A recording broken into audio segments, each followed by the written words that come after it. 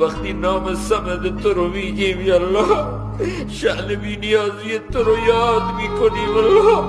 مو به بدن راست میشه الله که تو محتاج نیستی اگر دسترت به سینه بزنی ما بربادیم یا الله تو به ابلیس با 400 سال عبادت گفتیم بخرج فإنک رجیم یا الله تو به ما محتاج نیستی الله تو بنده مقبول زیاد داری ما غیر از تو دیگه خدایی نداریم یا الله غیر از تو معبودی مطلوبی محبوبی الله نی اگر از این در برگردیم در کیو بزنیم یا الله